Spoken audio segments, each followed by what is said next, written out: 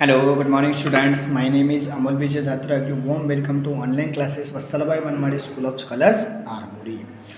तो देखो, कल के पीरियड में हम लोगों ने lesson number 8 Madam Curie start किया था। पेज नंबर 43 का मैंने यहाँ तक का पोर्शन आप लोगों को बताया था कि मैडम क्यूरी और उसकी बहन ब्रूना किस तरह से शिक्षा में पढ़ने के लिए और आगे पढ़ाई करने के लिए क्या करती है, कौन सी योजना लाती है, इसके बारे में मैंने आप लोगों को बताया था।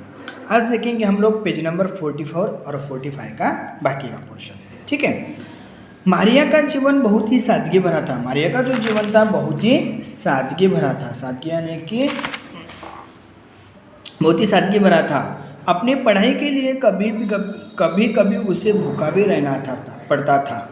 पढ़ाई के खर्च के लिए मारिया को कुछ न कुछ काम ही करना पड़ता था, पर मारिया यह सब खुशी खुशी किया करती थी। मारिया की रुचि का प्रारंभ से ही गणित और भौतिक विज्ञान में थी, इसलिए उसने पेरिस में इन्हीं विषयों में गहरा अध्ययन किया।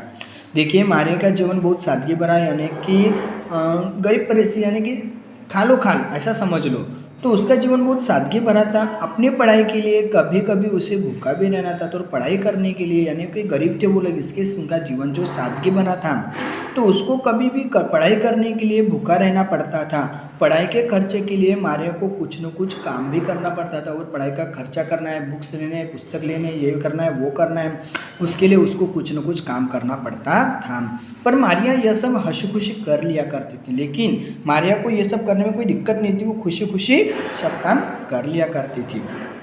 मारिया की रुचि प्रारंभ से ही गणित और भौतिक विज्ञान में थी। मारिया की जो रुचि थी, यानी आवड़, उसे साइंस और मैथ में थी, गणित और भौतिक विज्ञान में थी। इसीलिए उसने पेरिस में इन्हीं विषयों का गहरा अध्ययन किया। इसलिए उसने पेरिस जाके इन्हीं विषयों का गहरा, यानी काल तक जो उसने पढ़ाई की, अध्ययन किया। पेरिस में मारिया प्रोफेसर पियर क्यूरी के संपर्क में आ गई। जब पेरिस में मारिया पढ़ने गई तो मारिया प्रोफेसर पियर क्यूरी इसके संपर्क में आ गई। वो वहाँ के प्रोफेसर थे। कहाँ के? पेरिस के स्कूल के। कौन? प्रोफेसर पियर क्यूरी, वो उनके संपर्क में आ गए। किनके? मारिया के। प्रोफेसर क्यूरी की भी विज्ञान में बहुत रुचि थी, और जो प्रोफेसर क्यूरी थे उनकी भी साइंस में बहुत रुचि थी, आवड़ थी। वे बहुत परिश्रमी और अध्ययनशील व्यक्ति थे, और वह बहुत परिश्रमी और अध्ययनशील, यानी कि पढ़ाऊ व्यक्ति थे। प्रोफेसर क्यूरी मारिया की बुद्धिमत्ता से प्रभावित थे। और जो प्रोफेसर क्यूरी थे, यानी कि पेरिस के प्राध्यापक प्रोफेसर क्यूरी जो थे, वो मारिया के बुद्धिमत्ता से बहुत प्रभावित थे। कुछ समय बाद उन्होंने मारिया से विवाह भी कर लिया। उनके अध्ययन, यानी कि प्रोफेसर क्यूरी मारिया के बुद्धिमत्ता से प्रभावित थे, और कुछ दिन बाद उन्होंने उस मारिया से शादी भी कर लिया, यानी कि विवाह भी कर लिया। क्यूरी दंपत्ति विभिन्न प्रकार के खनिज पदार्थों को लाते और उनसे तरह तरह के प्रयोग करते। दंपत्ति यानी पति पत्नी, खनिज यानी कि खाने की चीज़ें, खाने की चीज मिलने वाली वस्तु, खाने में मिलाने वाली वस्तुएं, यानी कि खनिज। क्यूरी दंपत्ति विभिन्न प्रकार के खनिज पदार्थों को लाते और उनसे नए नए प्रयोग करते। दोनों पत्नी पत्नी खनिज पदार्थ लाते हैं और उन खनिज पदार्थों से नए नए प्रयोग करते हैं। एक दिन मारिया की दृष्टि प्रयोगशाला के एक बर्तन से आती हुई, यानी कि एक दिन मारिया की दृष्टि, यानी कि उसने देखा एक दिन प्रयोगशाला के एक बर्तन से आती हुई एक रोशनी पर पड़ी। यानी कि प्रयोगशाला में जो रोशनी आती खिड़की से, वो बर्तन में गिरती हुई देखा। किसने? मारिया ने। वह खुशी से चिल्लाई, पियर उस रोशनी को देखो। और वो खुशी से चिल्ला और अपने पति को बोलती है कि पियर उस रोशनी को देखो, क्योंकि उस दृष्टि उस रोशनी पर पड़ी थी। किसकी? मारिया की। इसके लिए वो बहुत खुश होती है और खुशी से बोलती है कि पियर वो रोशनी देखो। फिर पियर ने कहा, शायद बर्तन में कोई ऐसा खनिज पदार्थ है जो रोशनी देता है, यानी कि खाने में मिलने वाली वस्तु है। खनिज यानी कि खाने में मिलने वाली वस्तु है, मिलाने वाली, जो रोशनी देता है। फिर पियर ने कहा, शायद बर्तन में कोई ऐसा खनिज होगा जो रोशनी देता है। मारिया बोली, तब तो उस पदार्थ में अद्भुत शक्ति होगी। फिर मारिया पेरिस से बोलती है कि सच में? तब तो उस पदार्थ में अद्भुत शक्ति होगी।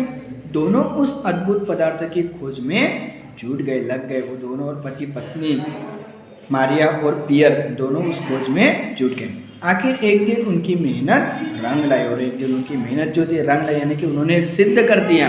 देखो क्या सिद्ध कर दिया, उन्होंने दो नए पदार्थों का खोज निकाला और उन्होंने ऐसे ही जो रोशनी देती है उन्होंने उसमें तरकीब निकाली, खोजने की शुरुआत की और एक दिन उनकी खोज रंग लाई। उन्होंने 2 नए पदार्थों की खोज निकाला। मारिया ने एक का नाम अपने देश पोलैंड के नाम पर रखा था, पोलोनियम। एक का मारिया ने अपने देश के नाम पे रखा था पोलोनियम तथा दूसरे का था रेडियम। उन्होंने 2 खोज किए थे, एक पोलोनियम और दूसरा रेडियम। उनकी इस खोज के लिए क्यूरी दंपति को सन 1903 में भौतिक का नोबेल पुरस्कार मिला था। और इनकी इस खोज के लिए खोज किया तो उन्होंने पोलोनियम तथा रेडियम का खोज किया था और उसके लिए उन 2 पति पत्नी को, दंपति यानी पति पत्नी को सन 1903 में भौतिक का नोबेल पुरस्कार दिया गया, दोनों पति पत्नी को। ठीक है, उसके बाद 1906 में एक सड़क दुर्घटना में प्रोफेसर पियर की देहांत हो गया। फिर 1906 में 3 साल बाद एक सड़क दुर्घटना में प्रोफेसर पियर का देहांत हो गया। परंतु मारिया अपने पति के छात्रों को पढ़ाती रही और अपना शोध कार्य भी पूरा करती रही। छात्र फिर लेकिन उसके बाद भी वो अपने छात्रों को पढ़ाती रही और अपना शोध कार्य भी पूरा करती रही। इसके लिए उन्हें सन 1911 में दूसरी बार नोबेल पुरस्कार दिया गया और वो अपने छात्रों को पढ़ाती रही, अपने हस्बैंड के छात्रों को पढ़ाती रही, फिर भी उनको इसीलिए उनको 1911 में दूसरी बार नोबेल पुरस्कार दिया गया। पहला दिया गया था 1903 में, दूसरा दिया गया 1911 में। कौन सा पुरस्कार? नोबेल पुरस्कार। सेम हुई। उन्होंने इस बार रेडियम कणों का भार माप कर दिखाया था, यानी कि रेडियम कणों का भार माप कर यानी कि मोज कर दिया था। इसके बाद माप कर देना यानी कि नाप कर देना, मोजने पता है ना आपको। इसके बाद वे पेरिस के रेडियम संस्थान के अध्यक्ष बनी और उसके बाद वे पेरिस के रेडियम संस्थान के अध्यक्ष बनी और उन्होंने अपने पति की याद में क्यूरी संस्थान की स्थापना की। और उन्होंने अपने पति के याद के लिए और इसके लिए क्यूरी संस्थान की स्थापना की। परंतु रेडियम के निरंतर अध्ययन का प्रतिकूल प्रभाव उनके स्वास्थ्य पर पड़ रहा था।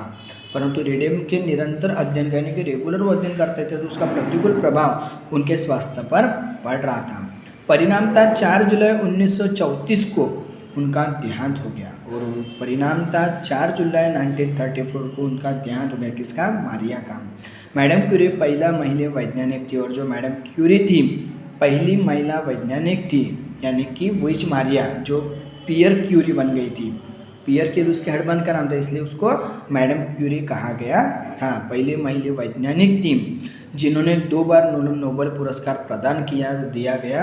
वास्तव में यह संपूर्ण विश्व के लिए गौरव की बात है, यानी कि पहली महिला वैज्ञानिक जो थी वो थी मैडम क्यूरी और इनको 2 बार नोबेल पुरस्कार दिया गया था। एक बार था 1911 में और दूसरा था 1903 में। तो यह हमारे देश के लिए बहुत गौरव की बात है। तो यहाँ पे बेटा अपना लेसन नंबर जो 8 है मैडम क्यूरी ख़त्म हो गया है। आप अच्छे से ये लेसन पढ़ लो, मेरे दोनों वीडियो देख लो और जो कुछ भी समझ में नहीं आता वो मुझे बोल दो। ठीक है, ओके, चलो बाय बाय।